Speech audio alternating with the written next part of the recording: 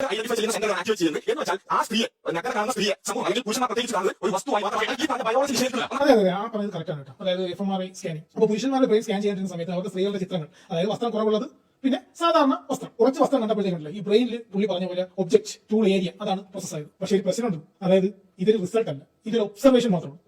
Observation ആണ് തന്നെയാണ് നമ്മൾ പറഞ്ഞത്. അതായത് ഡ്രസ്സ് കുറഞ്ഞ ബോഡി എക്സ്പോസ് ചെയ്യുന്ന സ്ത്രീകളെ കാണുമ്പോൾ പുരുഷന്റെ ബ്രെയിനിൽ ഒബ്ജക്റ്റുകൾ ഐഡന്റിഫൈ ചെയ്യുന്ന സെന്റേഴ്സ് ആണ് ആക്ടിവേറ്റ് ആവുന്നത് എന്ന ഒബ്സർവേഷൻ തന്നെയാണ് നമ്മൾ പറഞ്ഞത്. അങ്ങനെ ഒബ്സർവേഷൻ ഉണ്ട്, ഇറ്റ് ഈസ് കൺഫേംഡ്, റൈറ്റ്. ഇപ്പൊ മറുപടി പറയാൻ വന്ന ആൾക്കാരും അത് കൺഫേം ചെയ്തിട്ടുണ്ട്, വളരെ നല്ല കാര്യം.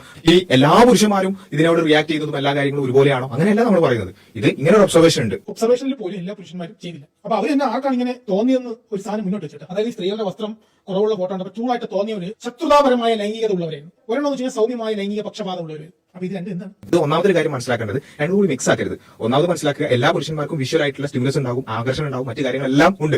എന്നാൽ അതേ സമയത്ത് ഇങ്ങനെ ഡ്രസ്സ് കുറഞ്ഞ ആളുകൾ ഒബ്ജക്ടിഫൈ ചെയ്യുന്നത് അല്ലെങ്കിൽ അതിനനുസരിച്ച് ബിഹേവിയർ ഫോർമേഷൻ ചെയ്യുന്നത് ആർക്കൊക്കെയാണ്? അതിൽ ചില വ്യത്യാസങ്ങളുണ്ട് തീർച്ചയായും. ആർക്കും അതിൽ സംശയമുള്ളത്? ഓരോ പുരുഷന്മാരെ സംബന്ധിച്ചിടത്തോളം അവർക്ക് കിട്ടുന്ന ഇൻപുട്സിനനുസരിച്ച് അവരുടെ ബിഹേവിയറിൽ അവർ കാര്യങ്ങൾ ചെയ്യുന്നതിലൊക്കെ വ്യത്യാസം ഉണ്ടാവും. ഇതൊന്നും ആർക്കും സംശയമില്ല. അത് എല്ലാവരും അംഗീകരിക്കുന്ന ഒരു കാര്യമാണ്. നമ്മളും പറയുന്നത് അതിനനുസരിച്ചുള്ള മോറൽ ആയിട്ടുള്ള വിദ്യാഭ്യാസം കൊടുക്കണം, അതുപോലെ തന്നെ ഇൻഫർമേഷൻസ് കൊടുക്കണം, ആളുകളെ ആ നിലക്ക് പരുവപ്പെടുത്തിയെടുക്കണം. യാതൊരു സംശയമില്ല, ഇതിലൊന്നും സംശയമില്ലാത്ത കാര്യമാണ്. അതാണ് വലിയ ട്വിസ്റ്റ് ആയിട്ട് കൊണ്ടുവരുന്നത്. വേറൊരു ട്വിസ്റ്റും കൂടിയുണ്ട്, അതായത് വിദ്യാഭ്യാസവും അവയർനെസ്സും ഉണ്ടെങ്കിൽ ഈ എഫക്ട് ഇല്ലാതാവും. ചോദ്യം ഇതാണ്, സ്കൂളുകളിൽ സെക്സ് എഡ്യൂക്കേഷൻ വേണോ വേണ്ടേ? ഭയങ്കര ചോദ്യമാണ്. ഇവിടെ ആന പറഞ്ഞ സെക്സ് എഡ്യൂക്കേഷൻ വേണ്ടതല്ലോ. കൃത്യമായിട്ടുള്ള സെക്സ് എഡ്യൂക്കേഷൻ വേണം, പക്ഷെ അതിന്റെ ഇടയിൽ കൂടി വേറെയുള്ള കുറെ കാര്യങ്ങൾ മിക്സ് ചെയ്ത പരിപാടി ഉണ്ടല്ലോ, അത് വേണ്ടാതെ ആരും പറഞ്ഞിട്ടുള്ളൂ. ഓക്കെ, അപ്പോൾ അങ്ങനെയുള്ള അജണ്ടകൾ വെച്ചുകൊണ്ടുള്ള സെക്സ് എഡ്യൂക്കേഷൻ എടുത്ത് വെച്ചിട്ട് മൊത്തം സെക്സ് എഡ്യൂക്കേഷൻ എതിരാണ് എന്ന് പറയുന്ന ആ ഓണവും പിന്നെ പെരുന്നാളൊക്കെ കൂട്ടി വയ്ക്കുന്ന പരിപാടി ഉണ്ടല്ലോ, അത് വേണ്ട. ഓക്കെ, സെക്സ് എഡ്യൂക്കേഷൻ വേണം. അതേപോലെ തന്നെ ഒരു മൊറാലിറ്റിയുമായി ബന്ധപ്പെട്ടുകൊണ്ടുള്ള എന്താണ് ചെയ്യാൻ പാടില്ലാത്തത്, എന്താണ് ശരി, എന്താണ് തെറ്റ്, ഇതൊക്കെ ഉള്ള ഇതിനെക്കുറിച്ചുള്ള അവയർനെസ് ഒക്കെ കൊടുക്കണം. ഇനി എല്ലാ നിരീശ്വരവാദികളും കൂടി ഞങ്ങളുടെ കൂടെ മൊറാലിറ്റിക്ക് വേണ്ടിയുള്ള ഒരു പോരാട്ടത്തിൽ അണിചേരുകയാണെന്നുണ്ടെങ്കിൽ വളരെ സന്തോഷം. ഇതിനെ കൊണ്ട് അങ്ങനെയെങ്കിലും ഒരു കാര്യം ഉണ്ടാവുമല്ലോ. അതുകൊണ്ട് എല്ലാവരും വരിക, നമുക്ക് ധാർമ്മികതയ്ക്ക് വേണ്ടി ആളുകളെ ബോധവൽക്കരിക്കാൻ വേണ്ടിയൊക്കെ നമുക്ക് കുറെ പരിപാടിയൊക്കെ സംഘടിപ്പിക്കാം. ഒരുപാട് ഫെമിനിസ്റ്റ് ചിന്തകളായാലും അവർ മുന്നോട്ട് വെക്കുന്ന ഒരു വസ്തുനിഷ്ഠമായ വെബ്സൈറ്റ് അതൊക്കെ പറയുള്ളൂ. ഇവിടെ സ്ത്രീയുടെ ശരിയാൻ കമ്മ്യൂണിഫൈ ചെയ്യുന്നു, ഒബ്ജക്ടിഫൈ ചെയ്യുന്നു. ഫെമിനിസം ഒക്കെ കോട്ടി തുടങ്ങിയിട്ട് വളരെ മാറ്റമുണ്ട്.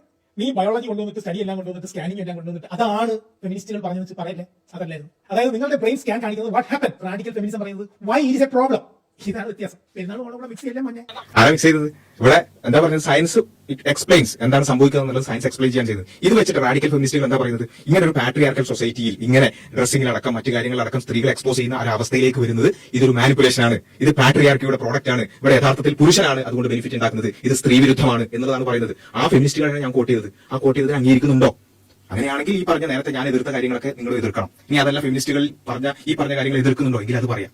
അല്ലാതെ പെരുന്നാളും ഓണം കൂടി മിക്സ് ചെയ്തിട്ട് എന്തൊക്കെയോ പറയുന്ന ഒരു അവസ്ഥ ഉണ്ടാവരുത്. അതിന്റെ ഇടയിൽ കൂടി ഓണത്തിന്റെ അടുക്ക് പുട്ടുകച്ചവടത്തിന് വേണ്ടി വരാൻ നിൽക്കരുത്.